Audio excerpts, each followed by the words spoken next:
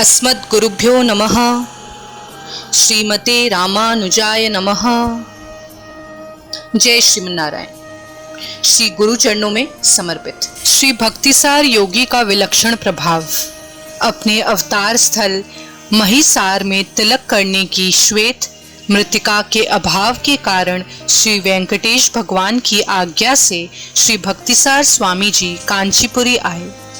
वहां सत्यव्रत क्षेत्र में श्री यथोत्कारी भगवान के समीप श्री सरोयोगी सरोवर के तट पर श्री भक्तिसार स्वामी जी ने 700 वर्ष निवास किया। यहाँ पर उनके शिष्य कणी कृष्ण ने उनकी विशेष सेवा की। इसी समय एक वृद्धा भी प्रतिदिन भक्तिसार स्वामी जी के योग स्थान को स्वच्छ करके सजावट का कैंकर्य करती थी। श्री भक्तिसार स्वामी जी ने प्रसन्न होकर अपने कृपा कटाक्ष से उस वृद्धा को दिव्य अप्सरा के समान एक सुंदर युवती बना दिया। कांचीपुरी के राजा श्री वल्लभ देव ने इस भूलोक सुंदरी को अपनी पटरानी बना लिया। दिनों दिन राजा का शरीर क्षीण हो रहा था, परंतु रानी की सुंदरता प्रतिदिन वृद्धिगत हो रही थी। इसका कारण राजा ने रानी से पूछा। इस पर रानी श्री भक्तिसार स्वामी जी के वरदान के बारे में बताकर बोली, स्वामी जी धन से संतुष्ट नहीं हो सकते और आप रजोगुणी होने के कारण सेवा करके स्वामी जी को प्रसन्न कदापि नहीं कर सकते। अतः आप उनके शिष्य कणी कृष्ण को प्रसन्न करिए। उनके पुरस्कार से भक्तिसार स्वामी जी प्रसन्न हो जाएंगे। राजा ने महात्मा कणी कृष्ण को बुलाया और उन्हें श्री भक्तिसार स्वामी जी को लेकर आने की विनती की। कणी कृष्ण ने कहा कि हमारे गुरुजी कहीं आते जाते नहीं और आप जैसे राज सगुण संपन्न व्यक्ति पर तो वे दृष्टि भी नहीं डालते।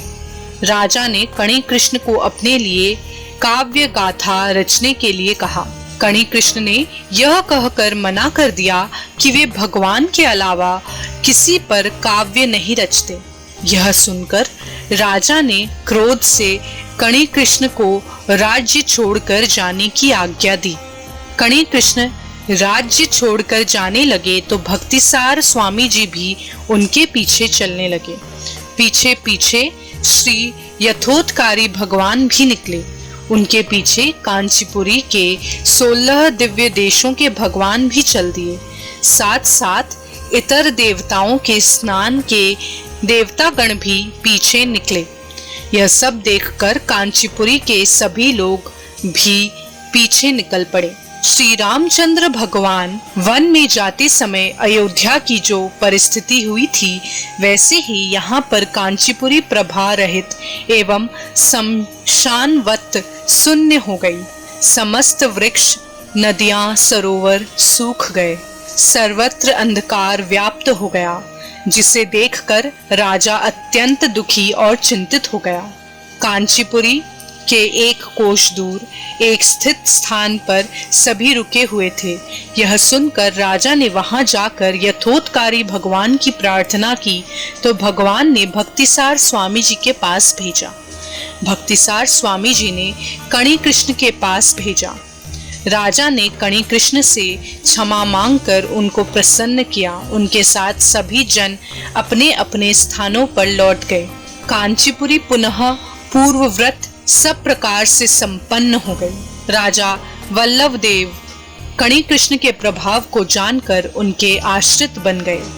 श्री भक्तिसार स्वामी जी के निवेदन से श्री यथोत्कारी भगवान आज भी वहां पर विराजमान हैं। श्री यथोत्कारी भगवान ईशान्य कोण में सिर रखकर बाईं करवट से पूर्व दिशा में मुख कर अपनी भक्त वत्सलता का परिचय देते हुए शयन करते हैं। इस प्रकार प्रपन्नामृत का 84वां अध्याय समाप्त हुआ। जय श्रीमन्नारायण।